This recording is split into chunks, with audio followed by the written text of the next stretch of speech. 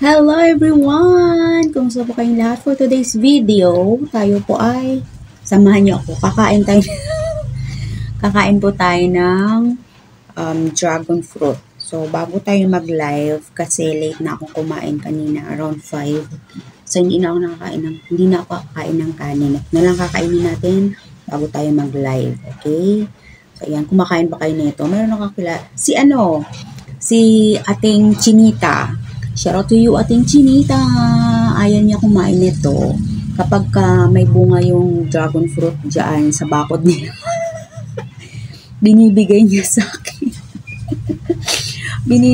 sa akin. So, ako naman tuwang-tuwa ako kasi nga, gusto ko to. Masarap. Ayaw nila. Ayan, so ayan, kakainin natin. Ito ating matuto ka kumain ng dragon fruit. Ating. Ayan.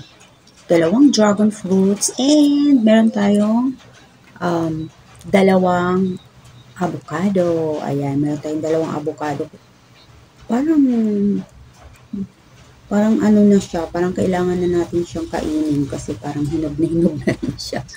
Ayan, so siguro unahin natin itong avocado kasi parang ito kasi dragon fruit. Okay lang kahit medyo na-overripe ito, okay lang. Pag na-overripe siya, okay lang. Pero ito kasi pagka na-overripe to, parang hindi mo na siya makain. So ito siguro muna yung unahin natin buksan pala. Yan.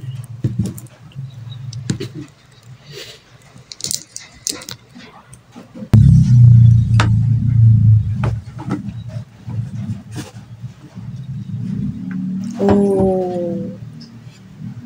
Perfect! O, diba? Okay siya. Ox na ox. Maganda. Minsan kasi parang ano siya, yung parang maugat siya. So, pagka ganun, di magandang kainin mo. Ito hindi, okay siya. Yes. Itong gusto ko, yan. Hindi siya maugat. Meron kasing maugat eh. Meron maugat. Pangit yun. Diba? Hindi siya ano. So, ayan. Hindi ko na dapat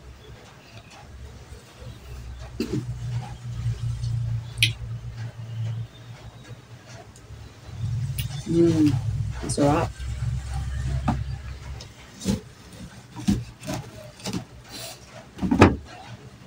Yes. O, diba? Ito ang gusto ko. Yung red na red siya.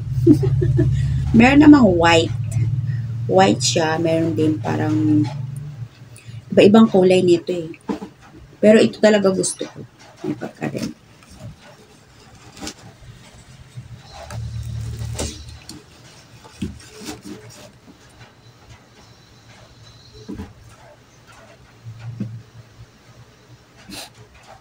So, ayan. Sa gabi, madalas, ito na lang mga kinakain ko pagka medyo late na kumain ng kanin.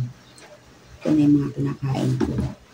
O, yung hindi nakakaalam dyan, dati po akong taong gubat. Dati po akong taong gubat. Hanggat maaari, mga dahon-dahon lang at mga bunga-bunga yung kinakain ko. Hindi ako natutuwa sa mga karne-karne na yan. Oo. Taong gubat po kasi ako. So, dahil medyo marami na to, save natin yung isang dragon fruit para bukas. Okay, sa morning. Usually, yung mga kinakain natin ay banana, apple, kasi yan lang yung mas kaya ng bulsa natin. No? So, everyday yun lagi kinakaya. Pag may mga ganito, medyo mahal kasi to, medyo mahal. Yan. Medyo mahal dito. Maganda talaga pag may sarili kang tanim. Kaya lang wala tayong sariling tanim. Wala tayong lupang natataniman dito. Hanggang paso lang tayo dito. Kaya, malaking bagay na ito na meron tayong ganito. Paminsan-minsan, oo. Madalas yung mga kinakain natin, apple lang, saging, diba? Kahit po avocado, ang mahal. Mahal po dito sa Maynila. Sisi Ers, shout out to you. Sila Sisi Ers, marami silang fruit sa backyard nila. Kakain muna ako nito kasi magla-live tayo maya-maya. Ayan. Shout out to you, Ateng. Ayan ako si Ateng ko na ayaw ng dragon fruit. Pinapatuka sa ibon.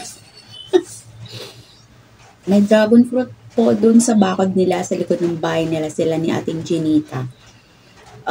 Ay nilang kainin. Pinapatuka nila sa ibon. So, one time naalala niya na baka daw kumakain ako. Kaya dinala niya ako. O Ateng, silip-silipin mo yung dragon fruit mo dyan. Baka meron ng tinutuka-tuka yung ibon. Kami tinutuka-tuka na naman yung ibon dyan, Ateng, ha? Oh.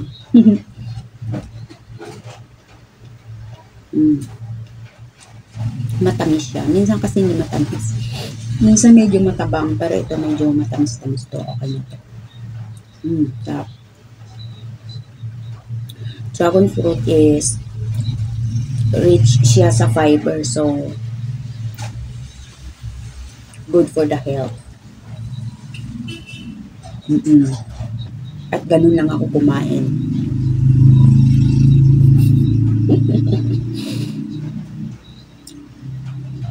Diba? Ganyan lang tayo pag kumakain. Kahit mangga, ginaganito ko.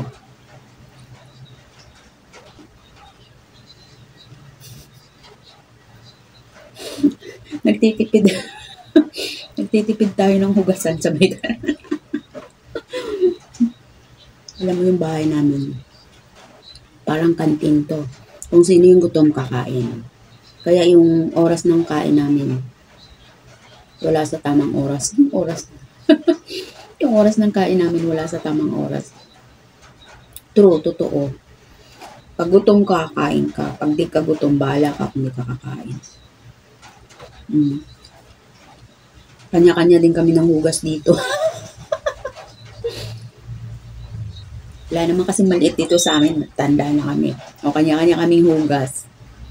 Pag kumain ka, hugasan mo yung sarili mong plato.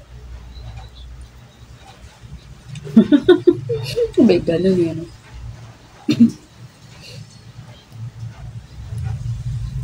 So, yun yung advantage ng pagkampuro na kayo malalaki.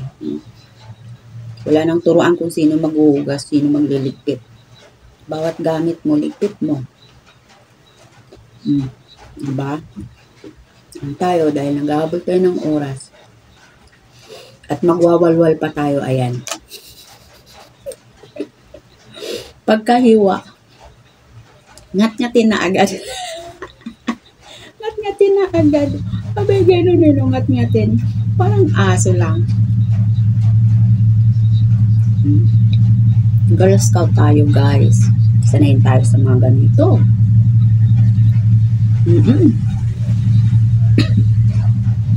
Wala tayong pa-social dito. Sauce.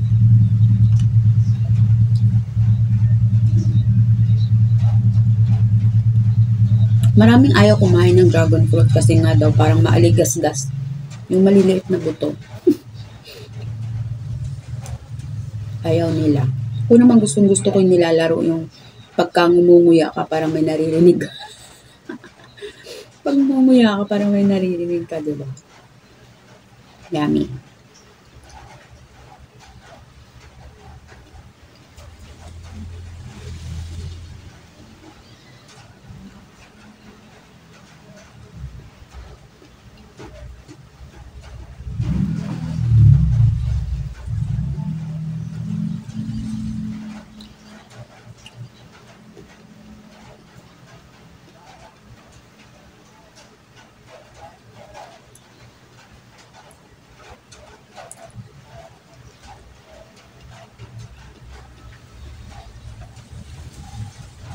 Sa probinsya namin, marami na ako nakikitang may tanim nito. Kasi parang hindi siya alagain, no? Parang itutusok mo lang siya sa isang tabi na bubuhay na kagad siya. Hindi siya kagaya ng iba na kailangan mo pang siyang alagaan. Ito parang itutusok mo lang siya. Tapos tinitrim pala nila to. No?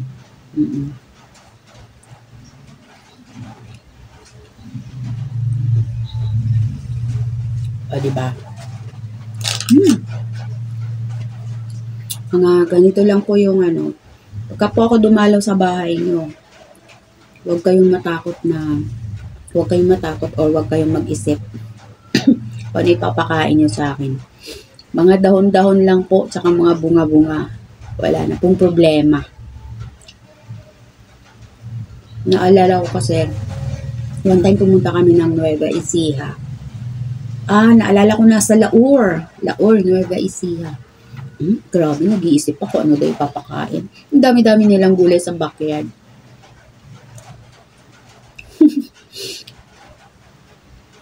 Pupunta pa ng palengke para kumuha ng mga karne. Sabi ko, sus.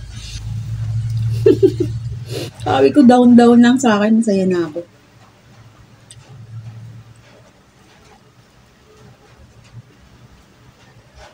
Mga down-down tsaka mga bunga-bunga. Diba?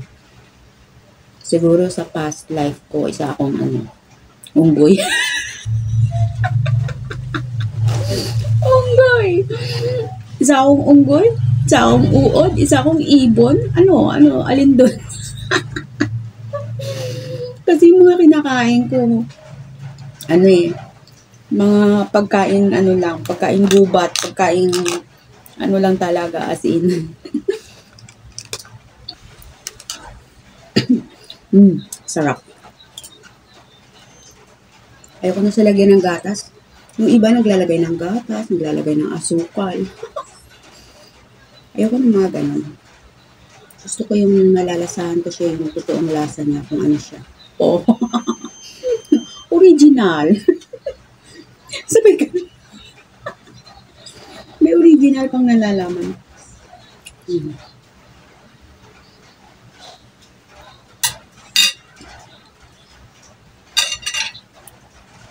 Oo, maganda yung avocado. Hindi siya maugat. Bayan natin ng maugat. Pangit siyang kainin. Diba? Para kung kumakain ng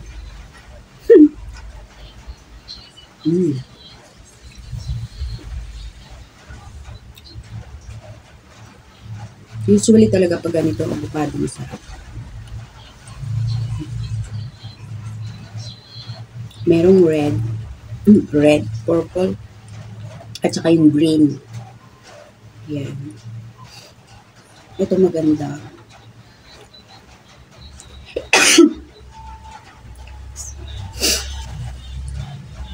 Excuse me. Binabahin tayo, inuubo-ubo tayo. Siguro dahil sa ulan. Pero di bale. Pagka yan ay kumanta na tayo, nawawala. Nawawala yung mga kung ano-ano na yun. Diba? Gusto ko talaga siya yung sarili niya lang lasa. Ayoko siyang lagyan ng gatas at di kaya asukal. Yung iba, diba, naglalagay ako. Ayoko.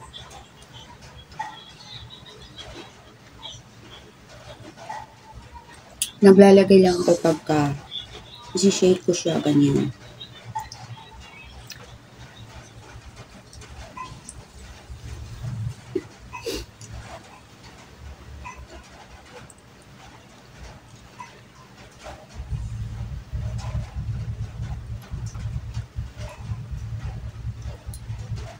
Shoutout sa inyong lahat. Shoutout sa inyo, Cicilin, Lynn Official. Shoutout to you kay Ma'am Angel, Angela Ozeki Vlog. Shoutout po sa inyo. Kay Cici Ursa, shoutout. Kay Ateng Chinita Vlog 1, hello. Kay Jejimon ko, hello. Tikang Kang, hello. Zuputski, hello. Didiwars TV. Kakalimutan ko yung ibang pangalan. Shoutout to you, my sister. Ate A Vlog. Shoutout to you. Kumain na tayo. Kain tayo para makawalwal tayo maya-maya. Diba? Sino pa ba? Sino ba yung mga lagi ko nakakausap? Hello, Sisi Jane.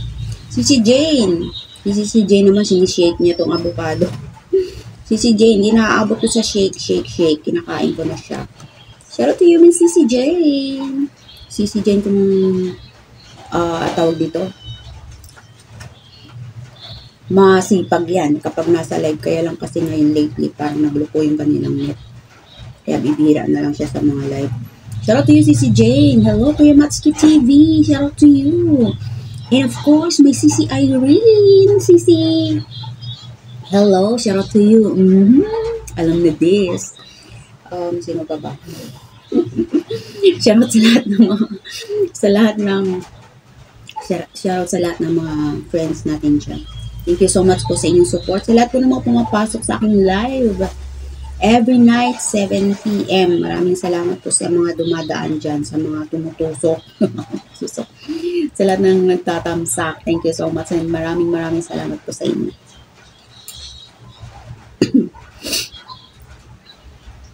Kay Triple, kay...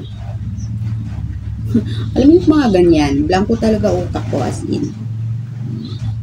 Kaya hindi ako magaling na estudyante.